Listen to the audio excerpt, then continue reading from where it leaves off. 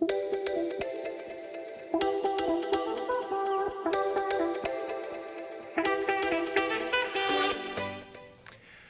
and welcome to Take 6. I am streaming executive producer Thomas Mates filling in for Julie Broughton. She has the day off today. We've got a lot on tap for you today. We've got a very packed show. We'll be looking at the latest in a case of the Woodline rapist. He was in court today. The man accused of being the Woodline rapist was in court today and ultimately ended up taking a plea deal. We'll get a look at the sentence that he received following that. Also, Daytona Beach is considering changes to the rules around Daytona Beach's iconic bike week. News 6 reporter Mark Lehman will have that story coming up in a few minutes, and we're going to be taking a look at a long-promised development in Ormond Beach that is actually set to finally break ground this year. News 6 anchor Justin Warmoth will have more on that with his Boomtown series, also part of our Hits the Road coverage as we'll be heading to Ormond Beach later this week. Speaking of that, we are going to start our show today with News 6 investigator Lewis Bolden. Lewis, you have a story for us out of Ormond Beach today. Con artists targeting people using those payment apps. But this is a little different than the stories we normally do. Normally we're talking about people who got scammed and lost their money, and then, that's that. They're just kind of lamenting. This guy is different. Tell me a little bit about it. Yeah, this is Wayne Mott, and I chose this story for that reason, because we always see people who fall for these things. This started with him trying to sell something on a social app, which has become more and more popular. But when it came down to the payment, it was one of those payment apps, Zelle.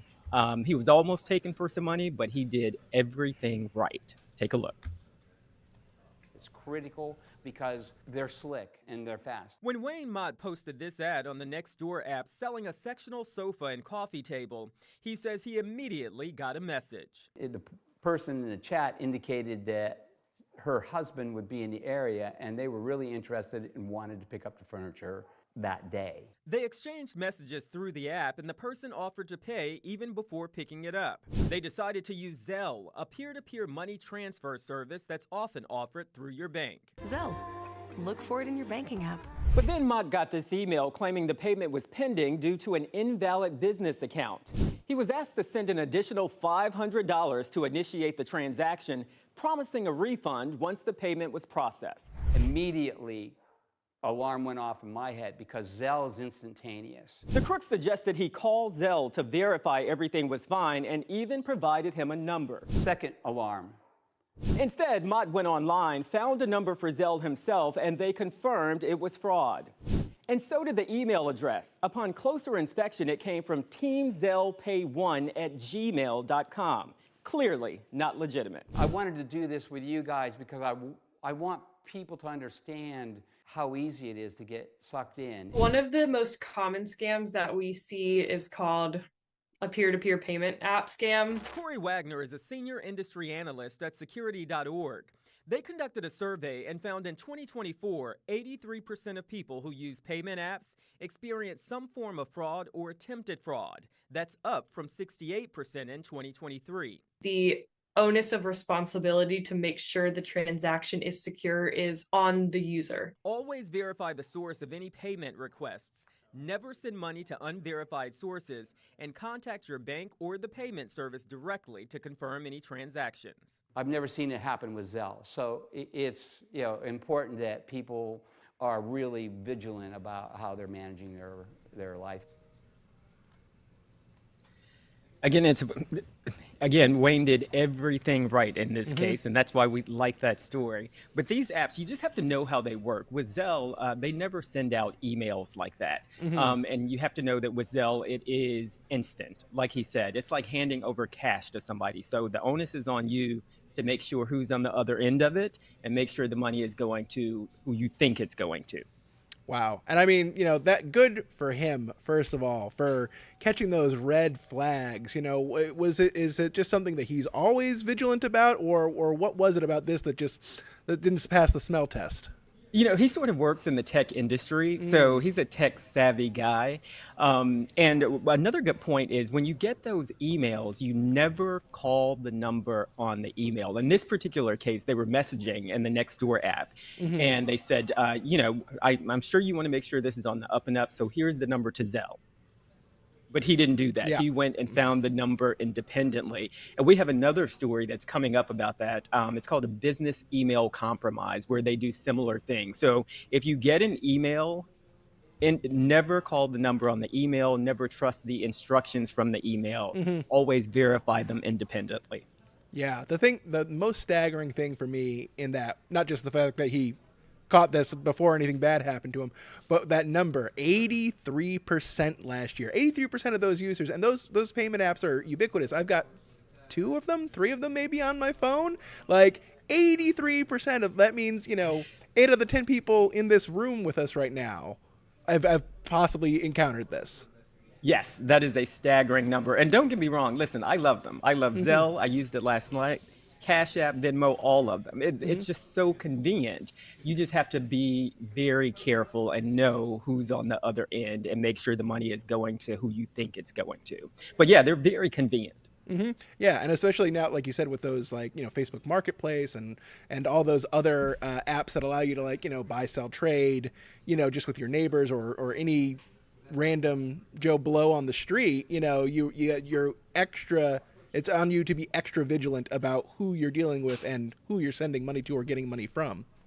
Exactly. And Facebook Marketplace, all of those social apps where you can sell stuff, Chase just put out a notice on their website last week that they wouldn't do Zelle payments if it originated from a social media app, because there's so much fraud that goes on those apps. It's easy for people to sell things quickly, but you just have to be extra careful when you do it.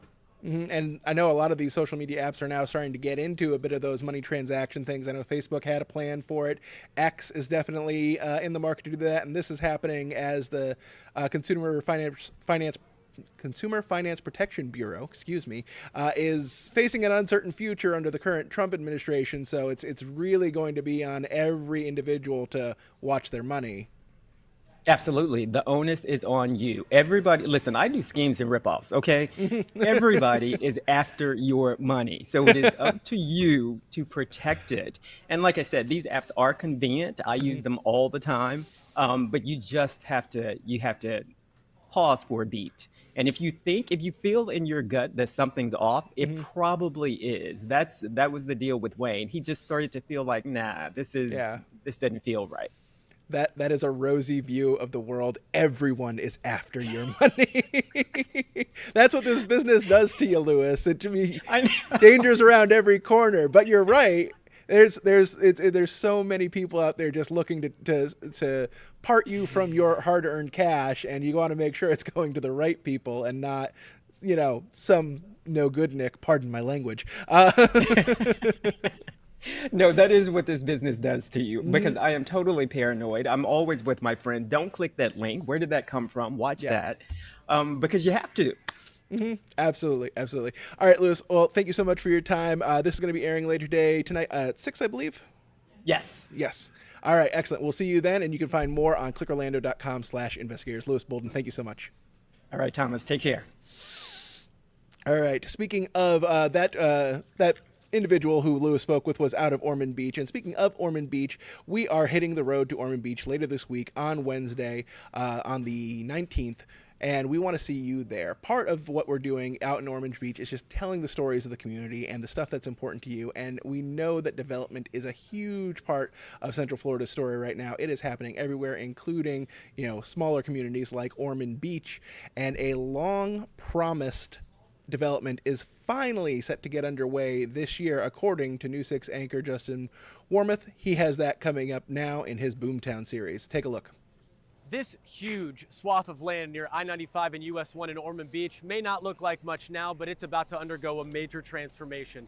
Housing, retail, and industrial all intertwined for a mixed-use development known as Ormond Crossings. That name probably sounds familiar to some longtime Ormond Beach locals. Ormond Crossings has been in the works since 2004. It's been delayed for a number of different reasons over the years, including the 2008 recession, but the city is confident that shovel will finally hit dirt on this 3,000 acres after the land was sold to a new developer in December of 2023. It'll have a great impact for the city of Ormond Beach. That's Brian Rademacher, the Economic Development Director for the city. He told us the project will have 3 phases: industrial, mixed use, and residential. And it'll straddle both sides of I-95. It's kind of a live, work, play development here at this intersection. About 500 acres on the east side of I-95 is where the Commerce Park is being built. It's the industrial component of this project, critical for job creation and diversifying the city's economy. Security First is the first one to move in, but there is plenty of space for other companies.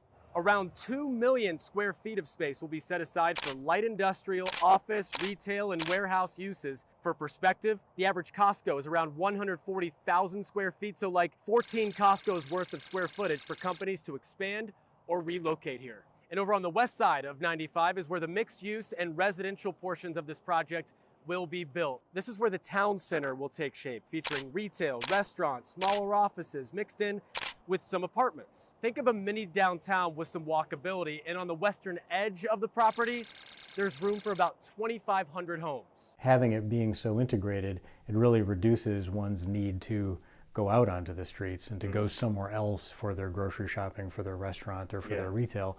They can do it all right here. And as Ormond Crossings begins to take shape, $340 million worth of upgrades are coming to I-95 and US 1. This is the same exit that you would take to get to the iconic Harley-Davidson dealership and showroom here. This is one of the oldest interchanges in Florida's interstate system. It's been here since the 60s, desperately needs upgrades. So FDOT is looking to redesign and modernize the interchange to alleviate congestion and improve safety through this busy stretch, not just for drivers, but for pedestrians and bicyclists as well.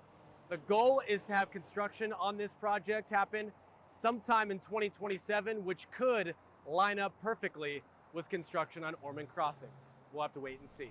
Reporting in Ormond Beach, Justin Warmoth, getting results, News 6. As Justin said, that development is a long time coming, and we will have that story and many more out of Ormond Beach this Wednesday when we are out at Grind Gastropub and Kona Tiki Bar. That's on February 19th from 4 p.m. to 7 p.m. That's at 49 West Granada Boulevard in Ormond Beach. We hope that you'll come out. We hope that you'll join us, say hello to Matt and Ginger, along with several other members of the News 6 team, including all the behind-the-scenes people who make us all look good on television. Again, that's going to be this Wednesday, February 19th from 4 p.m. to 7 p.m., and we hope to see you there. With that, we're going to take a quick break. We'll be back in about 2 minutes.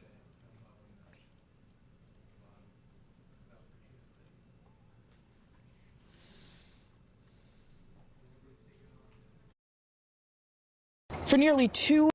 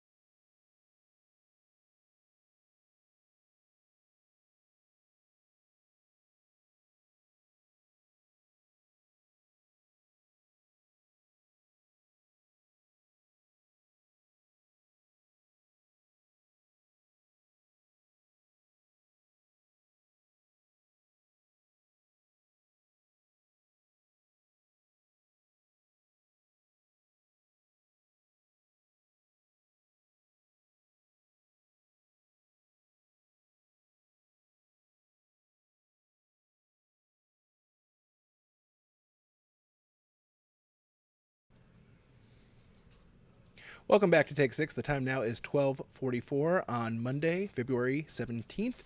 Right now, we are going to be taking a look at a story that has been we've been following for the past couple of years. The man accused of being the Woodline rapist took a plea deal today in Orange County Court. News 6's Angie Quezada was there for the court appearance.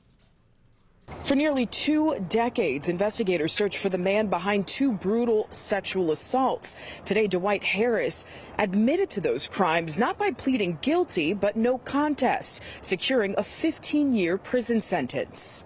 Harris was arrested in 2021 after DNA evidence linked him to 2 sexual battery cases from 2002. Instead of a life sentence, he took a plea deal with credit for time served. Once released, he will be on 5 years of supervised probation and will be required to register as a sexual predator.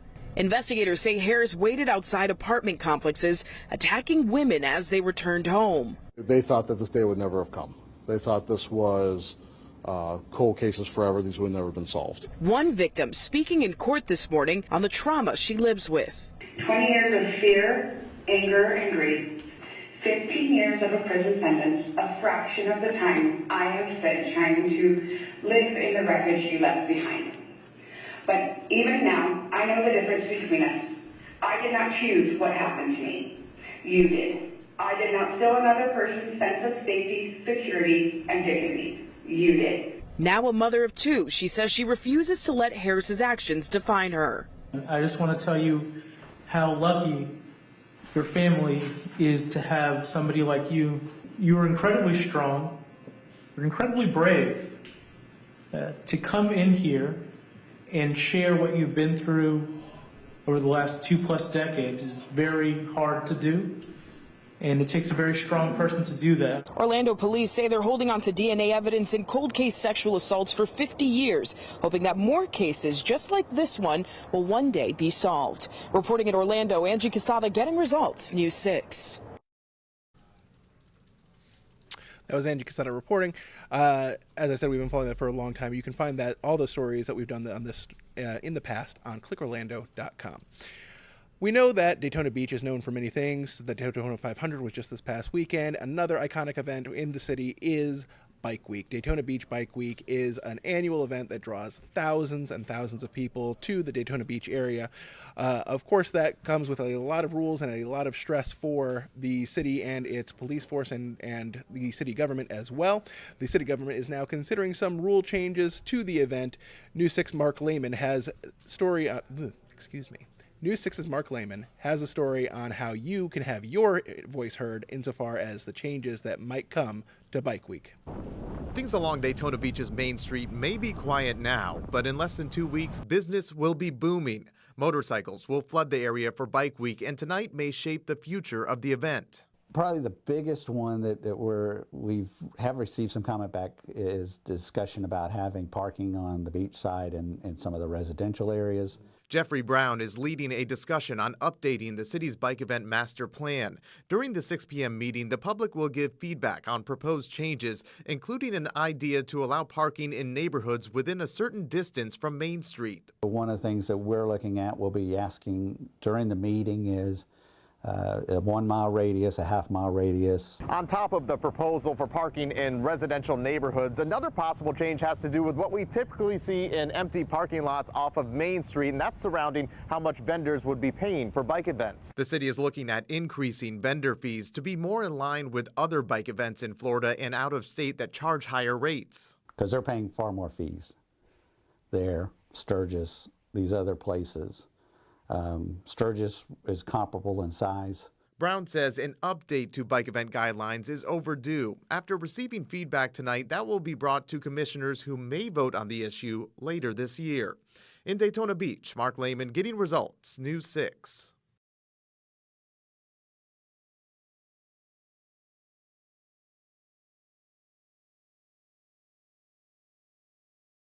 I'm News 6 Chief Meteorologist Candace Campos. Thank you for heading on to clickorlando.com and our Pinpoint Weather app. A nice, pleasant President's Day with temperatures staying in the upper 60s to low 70s, which could mean it could be the coolest day of February so far. And as we head into your Wednesday, we will be watching for the approach of another cold front. This one looks to be a bit stronger and a little soggier as we're going to continue to see a decent dose of rain coming through into the afternoon on Wednesday. And in its wake, even colder air expected by the latter part of the week. So quick recap as we look at our February high temperatures. You can see that across the board, temperatures have stayed at least in the 80s. I think we've had like 1 or 2 days where temperatures were actually close to near normal. But again, at this point in time, with the temperatures we've seen so far this month, it has officially been the warmest February on record. That will change though as temperatures start to cool down as we wrap up the month. Highs for your Monday on this President's Day. Temperatures are going to be staying in the mid to upper 60s across our inland locations. In Volusia County, we could actually stay in the upper 50s to low 60s. A touch warmer further south in Brevard, but certainly well below average, pretty much area-wide. Now today we will continue to stay mostly sunny. Can't rule out the chance of a little bit of cloud cover kind of wrapping around areas of Volusia County later on today, which will help keep temperatures again into those upper 50s. Then as we turn the calendar towards Tuesday, still looking really nice, but then by Wednesday, the cloud cover builds in. That heat and humidity will also come in as winds shift out of the south, building in ahead of our next cold front. In the meantime, later on tonight, after a nice mild day, we are going to see a nice cool evening with temperatures getting close to those 30s in our northern zones, low 50s up and down the I-4 corridor, so temperatures running near to just below average. Then as that Wednesday front comes through, you can see by about 6 o'clock, scattered showers will be rolling through, rainy conditions, isolated thunderstorms can't be ruled out, but as that front continues to gradually sag further south, that cooler air will set up, allowing for below average temperatures to continue at least for the next 10 days or so. So as kind of we wrap up the month of February. And as you get results here, the full 7-day forecast, highs stay in the 60s, will warm quickly back into the 80s ahead of that next front on Wednesday. And then look at that, another stretch of 60-degree weather into the weekend. I'm News 6 Chief Meteorologist Candace Campos. Sorry about that. It is nice to see those cooler temperatures returning to us here in Central Florida. That'll do it for us today here on Take 6. I'm streaming executive producer Thomas Mates, filling in for Julie Broughton. I will be back with you again tomorrow at 12:30, and we will be back, of course, on News 6 at 4 with all of your news and weather that you need for your work week. Thank you so much for joining us, and have a pleasant day.